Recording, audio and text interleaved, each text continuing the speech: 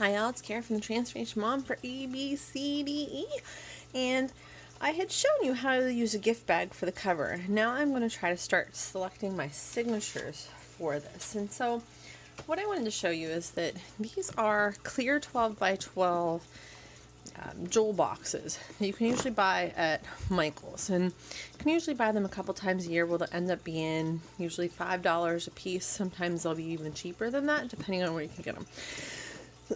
Excuse me. So I like keeping all my projects in these, and then it's just really easy that I can pick up this, and this is everything from my January junk journal. So I'm going to put this aside.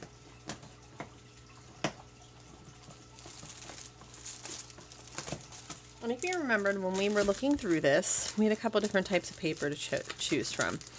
We had the blue, yellow, and manila folders. We had, this actually was the back of the calendar. So here's, this was in the calendar pack. So this actually would make a really neat journal cover. You could start to try to deconstruct it a little bit and leave it.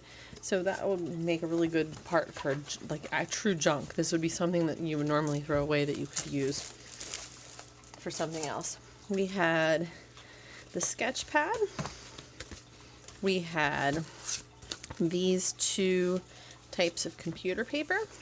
And again, they have these really nice pieces of chipboard in them. So I am going to save those probably for a different, because again, those are something that we normally wouldn't use that we would probably throw away.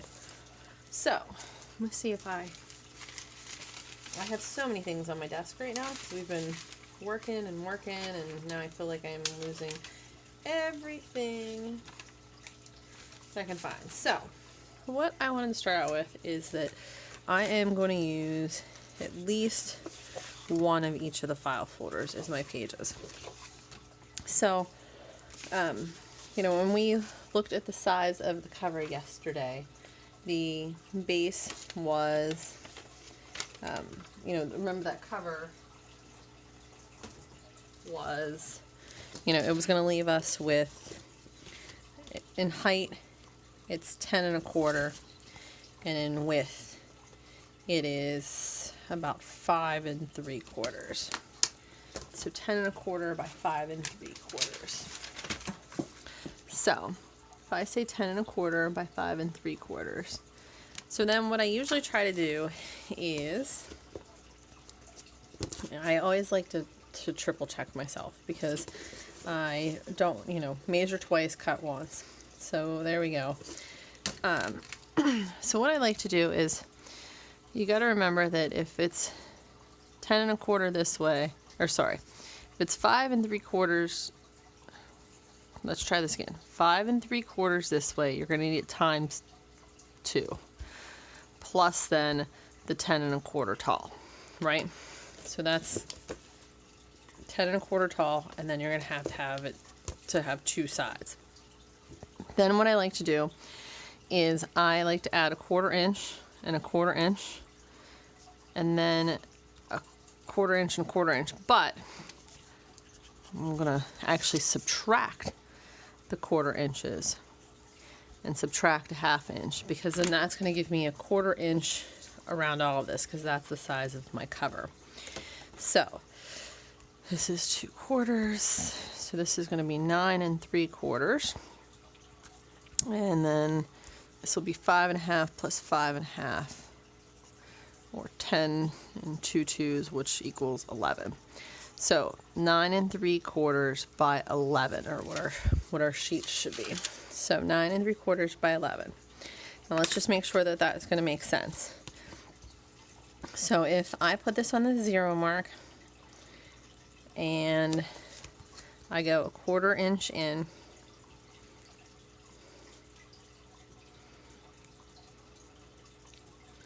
so we have 4, which would be 8, then the 1/2 makes it 9, and then 1/4 and an 1/8, so 3/8. So 9 3/4 does make sense. And then the 11 divided by 2 would be 5 1/2. And if we would make it 5 1/2, it's going to go right to there. There's going to be a little bit of a gap. I hope you just saw that. So that does make sense. So 9 3/4 by 11 is what we are going to cut these as. So what we'll start out with is our file folders, and I really wanted to just show you start to finish how I kind of do this because it makes it kind of easy that way. So the first thing that I need to do is I need it to be either 11 or 9 3/4.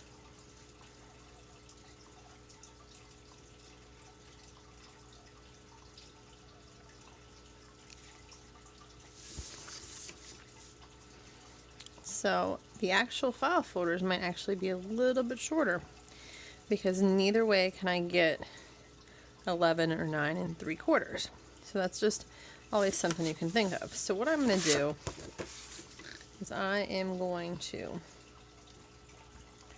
cut this so that I cut off all of the tab. Let's get this up there so you can see it. So I am debating whether I want the one side, and again, it's going to be 9 3/4 opened up. So let's try cutting this 5 1/2 because that's what size we wanted our pages. Okay, right? 5 1/2. So that will give us our 11. 5 1/2 by 5 1/2 gives us our 11. And then we need 9 3/4 tall. So I'm going to set those aside for something else. Now, just visually, so when this sits in here, that's what it's going to look like.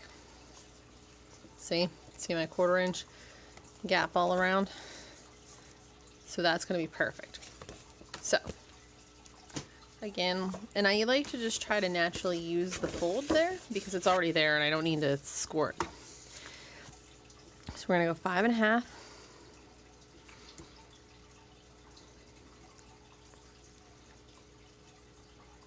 And you saw how I used all these scrap papers and stuff. When I was doing my December daily, I used these all for, you know, backgrounds, for all different types of things, for tags, for you name it. So 9 3/4. And your gift bag might be different. So this is just the measurements for mine. So again, we're going to go 5 1/2.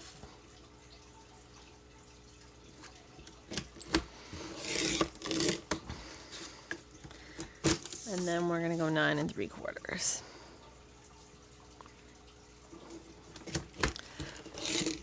So one of the things that I had said is that, so I usually try to do about half of thicker paper and half of computer paper. That is just my preference.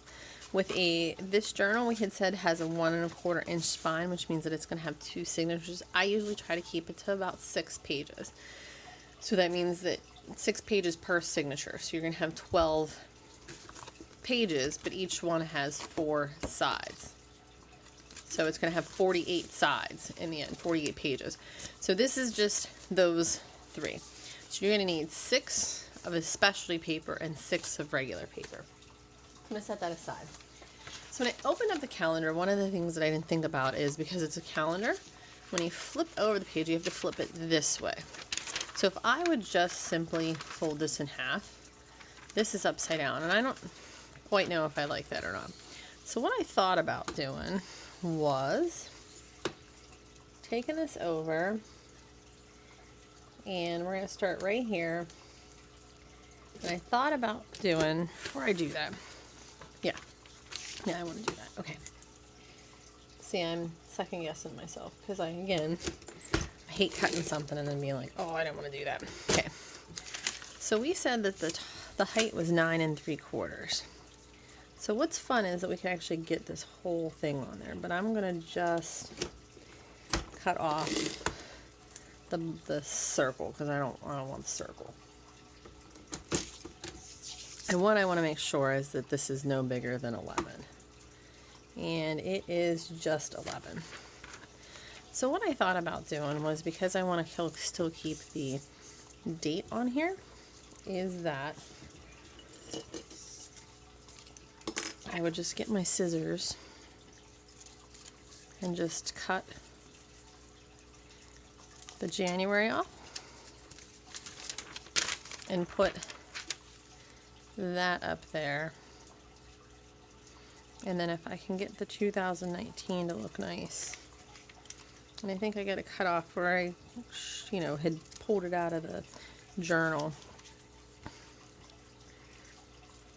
So these pages I'll have to get, if I'm going to continue to use the what's this called? The calendar every month, I'm going to have to get a little bit creative.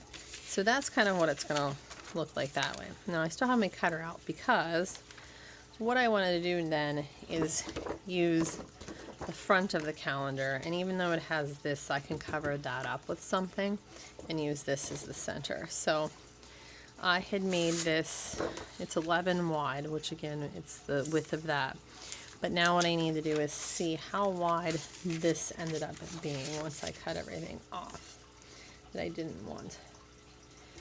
So it is just about, and what I'm going to do is make it easy on myself. I'm going to go down here and I'm going to make it 9 1/4, I think.